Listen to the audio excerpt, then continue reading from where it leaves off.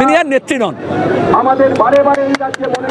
তিনি একজন মিথ্যাবাদী, তিনি একজন অপরাধী, তিনি অপরাধীদের ত্রাতা। বুদ্ধদেব ভট্টাচার্য বলেছিলেন যেদিন মমতা ব্যানার্জি মুখ্যমন্ত্রী হয়েছিল যে অপরাধীদের বুকের পাটা বেড়ে গিয়েছে। এখন অপরাধের বিরুদ্ধে লোকের রাস্তা নেমেছে, মমতা ব্যানার্জির মুখ শুকিয়ে গেছে। আচ্ছা, কারা হামলা করলো হাসপাতালে সেটাও তো পরিষ্কার, স্পষ্ট, সিসিটিভির ফুটেজেও স্পষ্ট, অথবা নানান মিডিয়ার ফুটেজ তাতেও স্পষ্ট। তো সেই ফুটেজ দেখলেই তো বোঝা যাবে কে কে হামলা চালিয়েছে। আগরুম বাগরুম চারদিক খুঁজে বেরিয়ে মানুষকে বিব্রত করা যায়, কিন্তু আসলে সেখানে দৃষ্টি সরিয়ে দেওয়ার ব্যবস্থা করা হয়, এটা খুব বেঠিক। সরকার যদি দৃষ্টি সরাবার ব্যবস্থা করে মানুষ কোনো মতেই ছাড়বে না, এবং বরং দেখা যাচ্ছে সরকার যারা অপরাধী তাদের পাশেই দাঁড়িয়ে যাচ্ছে কার্যত আড়াল করার মধ্য দিয়ে। মমতা ব্যানার্জি আশা কি আছে?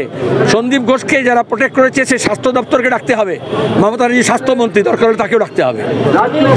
হাসপাতাল বন্ধ করাটা কথা না, কথাটা হচ্ছে হাসপাতাল এবং স্বাস্থ্য ব্যবস্থাকে ধ্বংস করছেন। এই ধ্বংসের কর্মযজ্ঞের পৌরোহিত্য যিনি করছেন তিনি স্বাস্থ্যমন্ত্রী, তিনি পদত্যাগ করুন, ওর দলের অন্য কাউকে দায়িত্ব দিন। পুলিশ কালীঘাটের নির্দেশে এবং সন্দীপ ঘোষ এবং সমস্ত দুষ্কৃতীদের একসঙ্গে মিলে মামলাটাকে হাসাব করতে চেয়েছিল। হাইকোর্ট যখন সিবিআইকে ইনকোয়ারি করতে দিয়েছে তখন তাকে তুলেছে। আমরা বলছি তাকে বন্দি করতে হবে, হেফাজতে রেখে। আজকে মিছিলের দাবি এটাই, হেফাজতে নিয়ে জেরা করতে হবে। সবে সিবিআই কয়েক ঘন্টা জেরা করেছে। ইবতদা ইসমে রোতা কে আয়, দেখি আগে আগে হোতা কে আয়। মুখ্যমন্ত্রী গতকালকে একটা মিছিল করেছেন, মুখোশের আড়ালে মিছিল করেছেন। কিসের বিরুদ্ধে মিছিল করেছেন? জাস্টিস চাই। যদিও বলতে বলতে নির্যাতিতার ফাঁসি চাই উনি বলে ফেলেছেন। এরকমই হয়, ধামাচাপা দিতে গেলে এরকমই হয়।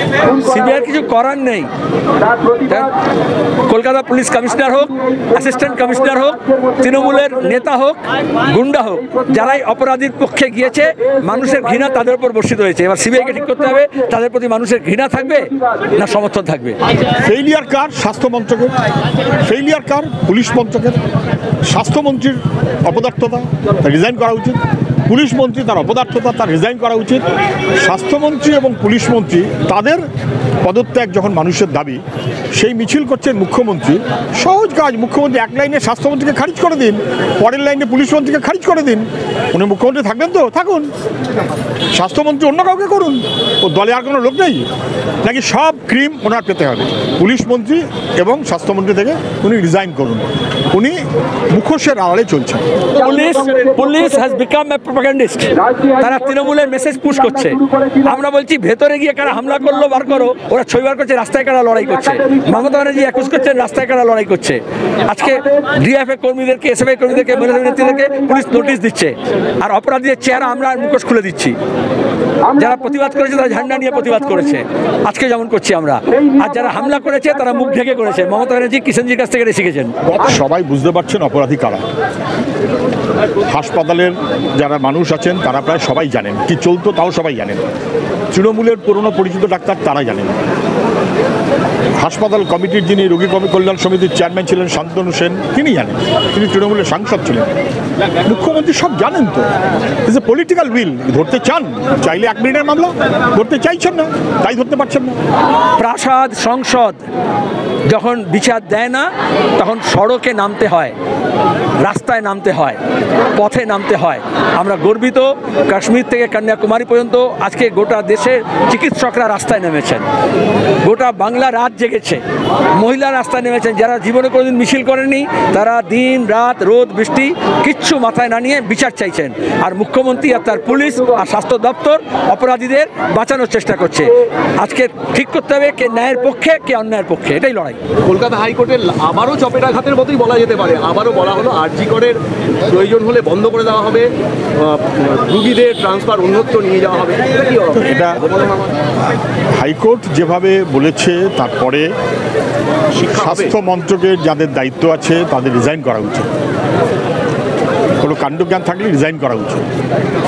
সেটা রিজাইন করছে না মানে আসলে কাণ্ডজ্ঞান নেই, এটা একেবারে স্পষ্ট এবং পরিষ্কার। এই পর্যন্ত বলেছে যে হাসপাতাল বন্ধ করে দিতে হবে, সেটা তো আর কাজের কথা না।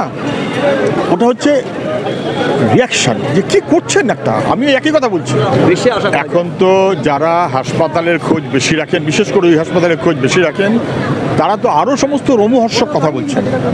এটা তো একজন গেছিল, তার বিশ্রামের জায়গা নেই, বিশ্রামের জায়গা না থাকলে কষ্ট করে সে বিশ্রাম নেবে। আপনি রোগী কল্যাণ সমিতির চেয়ারম্যান ছিলেন শান্তনু সেন, তৃণমূলের সাংসদ ছিলেন, তার স্ত্রীর কথা শুনেছেন? তিনি নাকি ওখানকার ছাত্রী ছিলেন কি ডাক্তার ছিলেন, কিছু একটা হবে। তিনি বলছেন আমরা কোনোদিন শঙ্কিত থাকতাম না যখন ছাত্র ছিলাম। উনি যখন ছাত্র ছিলেন তখন তৃণমূলের গভর্নমেন্ট আসেনি, আমরা কোনোদিন শঙ্কিত বোধ করিনি। আমাদের ফার্স্ট হোম বলে ভাবতাম হাসপাতাল। প্রাক্তনী ছিল, শান্তনু সেনের প্রাক্তনী ছিল। তাহলে ফার্স্ট হোম বলে ভাবতো যে জায়গাটাকে, সেই জায়গাটাকে বিভীষিকার জায়গাতে পরিণত করেছে। এটা কেবলমাত্র একটা রেস্টরুমের কোয়েশ্চেন নয়, নানান কারণে টাকা পয়সার কারবার, নানান ধরনের র্যাকেট, আর এই সমস্তগুলো যারা চালাচ্ছে মুখ্যমন্ত্রী তাদেরই রেজিগনেশন দেওয়ার পরেও আরেক হাসপাতালে ট্রান্সফার করছেন প্রমোশনের জন্য।